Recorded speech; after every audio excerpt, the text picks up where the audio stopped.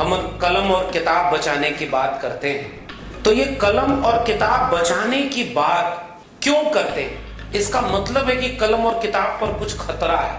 अगर देश में महंगाई है तो वो दिख रहा है कि ठीक है, रोटी महंगी हो गई, कपड़ा महंगा हो गया, दवाई महंगी हो गई, उसका असर दिख रहा है, गरीब और गरीब हो रहा है। हो सकता है कुछ दिन बाद चीजें बदलेंगी तो वो महंगाई से लड़ लेंगे, महंगाई से जीत जाएंगे। बेरोजगारी है तो आज बेरोजगारी है, हो सकता है चीजें बदलेंगी तो कुछ दिन बाद वो बेरोजगारी से लड़कर कोई ना कोई काम कर लेंगे।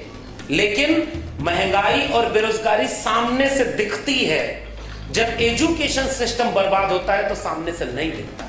वो जब दिखना शुरू होता है तब तक उसको बचाने की गुंजाइश ही खत्म हो चुकी है। इस पढ़ाई लड़ाई के बाद मिलने वाली पढ़ाई की कीमत क्या है? नौकरी, यही ना है हकीकत। देखो यही है, हमारी क्लास में भी हम जब पूछते थे कि आप क्यों पढ़ाई कर रहे हैं, तो वो कहते थे नॉलेज के लिए पढ़ाई कर रहे हैं। तो हमने कहा उसके पढ़ाई के बाद क्या करेंगे? कहे अच्छी जॉब मिल जाए। तो हमने कहा कि फिर सेंटर पॉइंट क्या है, नॉलेज या जॉब? तो वो कहते हैं सर ऑब्वियसली जॉब। तो इसका मतलब अगर जॉब पाने के लिए पढ़ाई की अहमियत है तो आप अपनी डिग्रियां तख्ती की तरह गले में लटका कर तो नहीं घूमते। यहाँ जितने लोग बैठे हैं उनमें से 10th में 12th में किसके कितने नंबर थे वो यहाँ चेहरे पर लिखवाया तो नहीं गया। वो तो कहीं डिग्रियां पीछे बैग में रखी होंगी। उनकी कीमत फिर क्या थी? उनकी कीमत केवल इतनी रही होगी कि वो अगली क्लास में एडमिशन के लिए काम आ गई होंगी। इससे ज्यादा उनकी कीमत क्या है?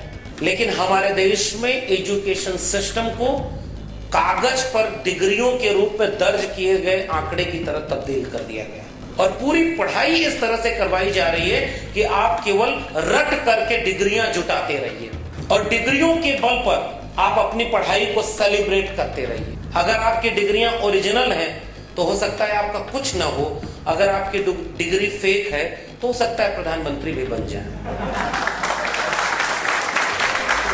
तो असल में हम ऐसे वक्त में ये पढ़ाई और एजुकेशन पढ़ाई लड़ाई की बात कर रहे हैं जब सबसे ज्यादा खतरे में अगर पूरे देश में कोई चीज है तो वो एजुकेशन सिस्टम है। आज देश में सबसे बड़ा खतरा ये आ गया है कि अब आपके कैंपस सिलेबस एक आइडियोलॉजी के ऊपर थोपे जा रहे हैं और छात्र भारती जिस मदर ऑर्गेनाइजेशन से जुड़ी हुई है, जिससे हमारा भी एक रिश्ता है सोशलिस्ट आइडियोलॉजी का, वो सोशलिस्ट आइडियोलॉजी क्या कहती है? रोटी कपड़ा सस्ती हो और दवा पढ़ाई मुफ्ती। ये सबसे महत्वपूर्ण नारा है। इसका मतलब क्या है? रोटी कपड़ा इतना सस्ता हो कि किसी की जेब में पैसा नहीं है तो भी उसे उसका पेट भर सके और उसके बदन पर कपड़ा, और दवा और पढ़ाई और दवाई दोनों मुफ्त होनी चाहिए। क्यों मुफ्त होनी चाहिए? क्योंकि किसी की जेब में पैसा है या नहीं है इससे तय नहीं हो जाए कि उसको एजुकेशन अच्छी मिलेगी या नहीं मिलेगी, उसके बीमारी में इलाज मिलेगा या नहीं।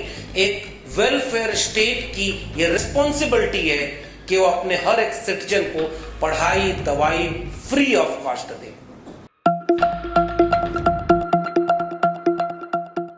अभी हमारे परिचय में बोला गया कि हमने ये कहा कि त्रिशूल और तलवार के दौर में हम कलम और किताब बचाने की बात करते हैं। तो ये कलम और किताब बचाने की बात क्यों करते हैं? इसका मतलब है कि कलम और किताब पर कुछ खतरा है। ये तो आप समझ रहे हैं। तो अगर इस उम्र में लगभग 18 साल से ऊपर की उम्र के बाद आप सबको वोटिंग राइट मिल जाता है, मिलता है ना? आप वोट देते हैं और आपके वोट से कोई देश का पीएम बनता है, पता है आपको?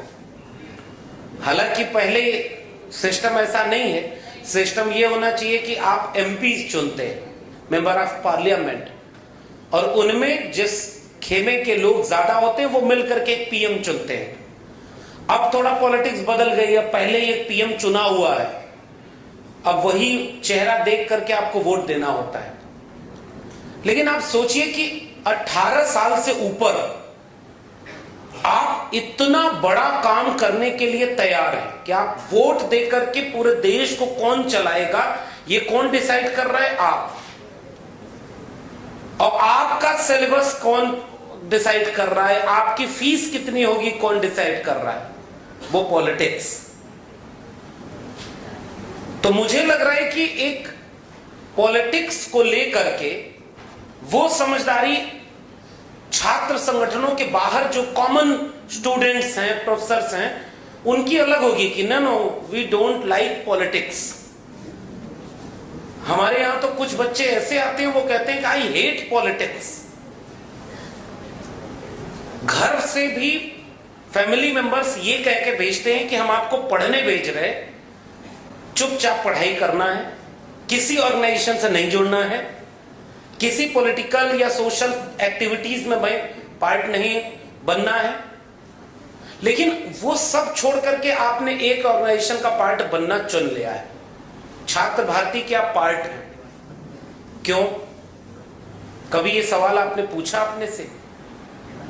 आप में से कितने विद्यार्थी यहां ऐसे हैं जिन्होंने अपने मन से खोज करके छात्र भारती को पहचाना और उसकी मेंबरशिप या उसका पार्ट बन गए, बिना किसी दोस्तों के कहे, बिना किसी सीनियर के कहे? कोई ऐसा है यहां पर? नहीं, 2-3-4 लोग हैं। बाकी लोग कैसे मिले, इसके पार्ट कैसे बने? कोई परिचित मिला होगा, कोई दोस्त मिला होगा, उसने कहा होगा कि आओ हम एक मीटिंग में ले चलते हैं। ऐसे ही होता है। ये जो 2-3 लोग हैं, ये अपवाद इसको कहते हैं, एक्सेप्शनल केस। ऐसे लोग वो होते हैं जो वाकई जनरल पीपल से अलग होते हैं कि नहीं मुझे कुछ खोजना है कि कहां कुछ अच्छा है। अच्छा ये होता है कि हम सारे लोगों को ऐसी तालीम दे पाते कि वो पहचाने कि कहां अच्छी चीज है और उससे जुड़ जाए। लेकिन हम सब जुड़ते हैं, क्यों जुड़े? एक आइडियोलॉजी के साथ जुड़े, एक विचार के साथ जुड़े, और उस विचार में ये कहते हैं कि आप कलम और किताब बचाने की बात करते हैं। अभी मैं जैसे ही आया, बाहर कुछ छात्र भारती के स्टूडेंट थे, वो स्लोगन रेज कर रहे थे। वो एक स्लोगन तो यही था, छात्र भारती की खास बात, लड़ाई पढ़ाई साथ साथ। एक और स्लोगन था, याद है आपको? कौन सा स्लोगन अभी आप लगा रहे थे? लड़ेंगे जीतेंगे और आजादी वाला भी। अब मैं यहां से अपनी एक बात कहना चाहता हूं, इन स्लोगन्स का क्या इंपॉर्टेंस है? नारे क्यों बनाए जाते हैं? आपको सबसे पुराना नारा कौन सा याद होगा जो पुराने इतिहास में हो? कोई नारा याद है आपको? इनकलाब जिंदाबाद। ये नारा किसने दिया था? ना, हसरत मोहानी। भगत सिंह ने इसको जिंदा किया, एक तरह से उसको जुनून भरा। इनकलाब जिंदाबाद हसरत मोहानी का दिया हुआ नारा ही है। और कोई नारा?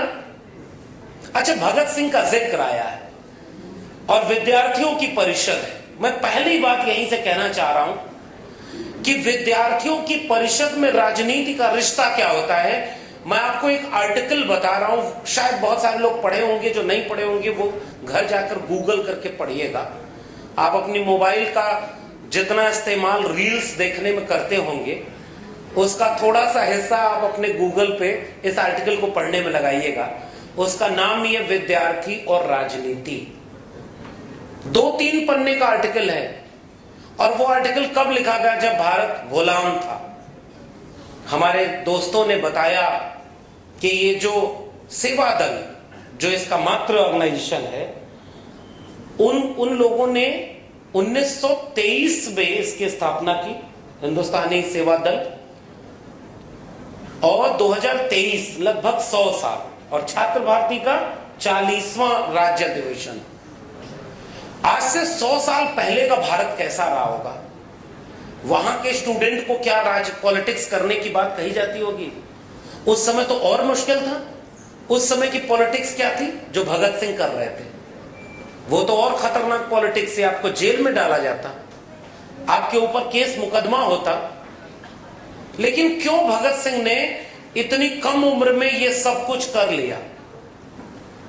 भगत सिंह के बारे में तो आप जानते होंगे। मैं उम्मीद करता हूं छात्र भारती के वैचारिक लोग यहां हैं, भगत सिंह ने एक आर्टिकल लिखा, उसका नाम है विद्यार्थी और राजनीति। और विद्यार्थी और राजनीति में भगत सिंह ये लिखते हैं कि हमें ऐसे विद्यार्थी नहीं चाहिए जैसे पहले के जमाने में पुराने लोग जानते होंगे, इक्का गाड़ी और घोड़ा गाड़ी हुआ करती थी, अब तो ई रिक्शा आ गया है। तो वो जो जानवर जिसको बांध करके गाड़ी में खींचा जाता था, उसकी आंख पर पट्टी लगा दी जाती थी, उसके आंख से केवल उतनी सड़क दिखाई दे जिस पर उसे दौड़ना है, बाकी देश दुनिया उसे बिल्कुल न दिखाई दे, वरना वो भड़क जाएगा, वो बिदक जाएगा। हमारे देश का एजुकेशन सिस्टम शुरुआत से ऐसा बनाया गया कि आपकी आंख के पर्दे पर एक ऐसा पर्दा बना दिया जाए कि आप सिलेबस ओरिएंटेड पढ़ाई करें, सिलेबस को ही पूरा करें, सिलेबस को ही जीने मरने का सवाल बनाएं और उतना ही देखें, बाहर की दुनिया ना देखें। ऐसे वक्त में छात्र भारती जैसे आइडियोलॉजिकल ऑर्गेनाइजेशन आपके इस आंख के पर्दे को हटाते हैं कि दुनिया बहुत बड़ी है, सिलेबस के बाहर भी दुनिया देखनी चाहिए। और इसलिए ऐसे ऑर्गेनाइजेशन की बहुत अहमियत होती है। मैं अपने क्लास के विद्यार्थियों से एक सवाल पूछा करता था और आपसे भी पूछता हूं, पढ़ाई और इस पढ़ाई लड़ाई के बाद मिलने वाली पढ़ाई की कीमत क्या है?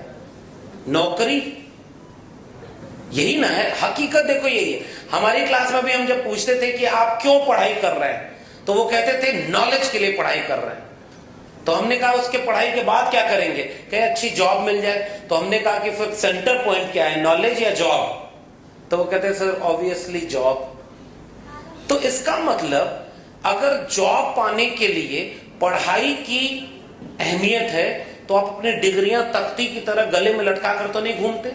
यहां जितने लोग बैठे हैं उनमें से 10th में 12th में किसके कितने नंबर थे वो यहां चेहरे पर लिखवाया तो नहीं गया। वो तो कहीं डिग्रियां पीछे बैग में रखी होंगी। उनकी कीमत फिर क्या थी? उनकी कीमत केवल इतनी रही होगी कि वो अगली क्लास में एडमिशन के लिए काम आ गई होंगी। इससे ज्यादा उनकी कीमत क्या है?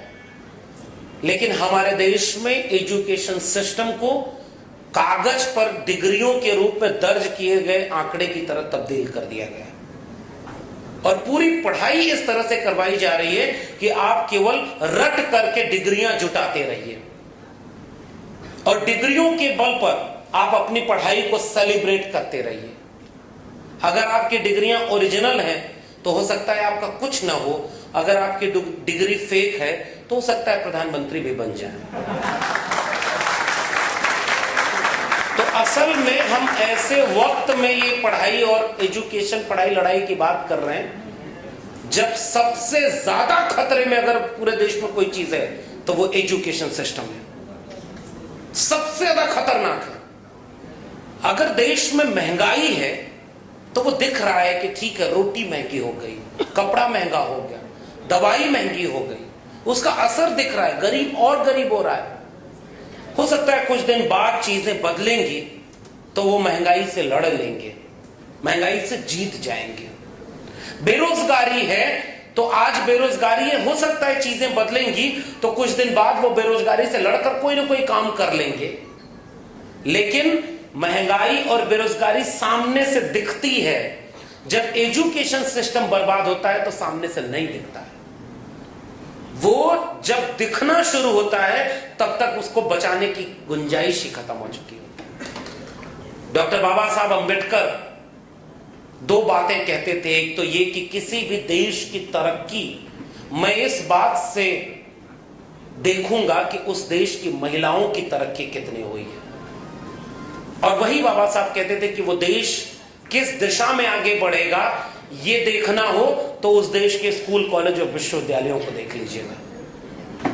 आपके देश के अगर स्कूल कॉलेज विश्वविद्यालय अच्छी दिशा में जा रहे हैं तब तो वो देश बेहतर दिशा में जा रहा है।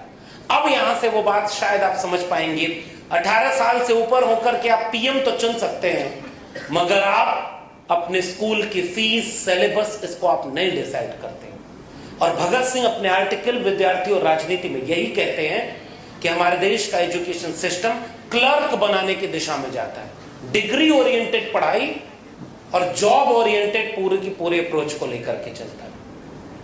ऐसे वक्त में जब किसी संगठन से आप जुड़ते हैं, किसी विचार से आप जुड़ते हैं, तो आप डिग्री और जॉब तो अपने आप पा जाते हैं, लेकिन उसके साथ एक ऐसा सलीका पाते हैं जिससे आप कॉलेज लाइफ के बाद जब आप दुनिया के बीच जाएंगे तो आप एक बेहतर नागरिक बनेंगे। जब मुझे नौकरी से निकाला गया, आज की तारीख में पार्लियामेंट से पार्लियामेंटेरियंस को बाहर कर दिया गया है, पता होगा आपको। आजाद भारत में पहली बार है 150 पार्लियामेंटेरियन सस्पेंड कर दिए गए।